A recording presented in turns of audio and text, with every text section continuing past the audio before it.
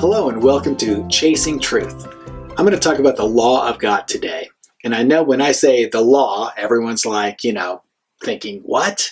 That can't be good, right? In fact, when we think of law today, we think of police officers, maybe speeding tickets, courtroom appearances, fines, maybe even some jail time, depending on whatever it is that's related to the law. So we kind of have this built-in negative view of the law. But when we speak of the law of God, when we speak of the law in the scriptures, it has a totally different feeling to that.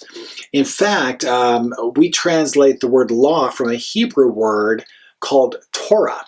And Torah simply means God's instructions concerning righteousness, that which is right and just and good.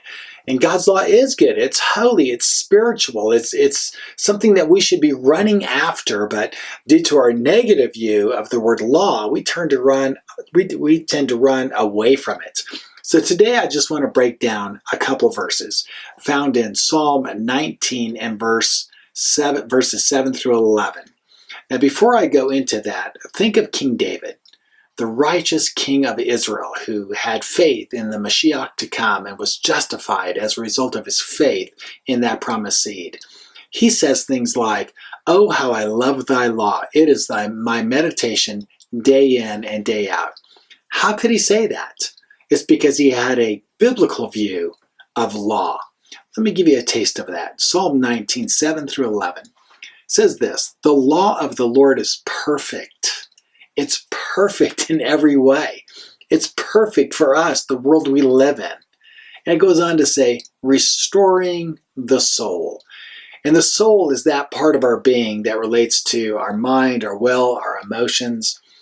This says that the law of God is perfect and it restores the soul. It stabilizes and restores our mind, our will, and our emotions. It goes on to say, the testimony of the Lord is sure, making wise the simple.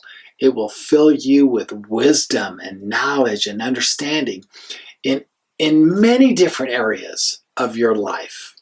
Verse 8, the precepts of the Lord are right, rejoicing the heart.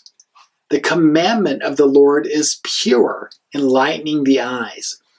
These laws of God are designed to bring joy into our hearts, joy into our life. They are right in every sense.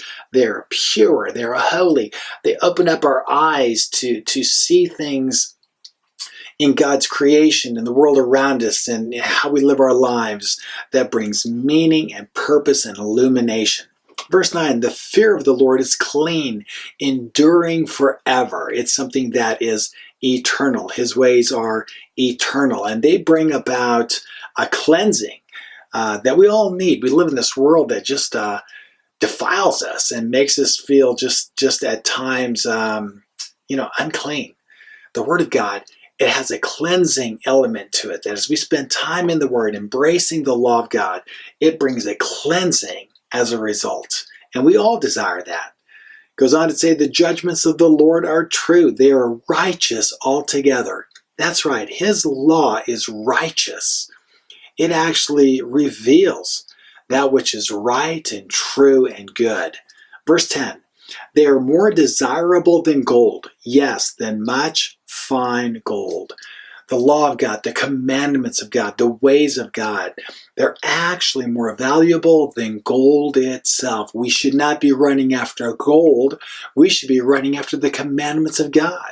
They're worth far more. They yield far more than what gold or silver would ever give to us. Sweeter also, it says, than honey and the drippings of the honeycomb. Think about that. The law of God contains the very revelation of who God is, who we are, and what He expects of us. It outlines for us how we should live our lives. And these laws, they're actually sweeter than honey itself. They bring something to our life that's actually sweet and desirable. Verse 11, moreover, by them your servant is warned. Warned about what? Well, warned about the dangers that this world presents and that this world throws in our way. The Word of God is really designed to protect us in the world that we live in. It's a fallen world. And we need God's protection. We need to be protected from the dangers of a dark and cruel, fallen world all around us. Part of what the Word of God does is it instructs us and it warns us from those dangers. And then finally, in keeping them, there is great reward. In keeping the laws of God, there are rewards that are loosed, that come to us, that enrich our lives. I don't know about you, but I'm into rewards. I need some rewards. And so in keeping the law of God, God promises to reward us. And that in and of itself is more than enough motivation for me to embrace the law of God, like King David, to run into that with great joy and say, oh, how I love thy law. It is my meditation day and night. So in closing, I just want to say this. Isn't it time to reclaim the law from those who have taken it from us? I'm going to encourage you.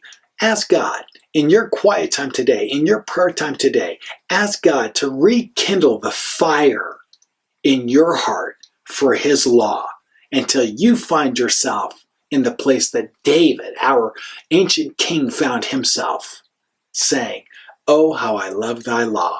It is my meditation day and night.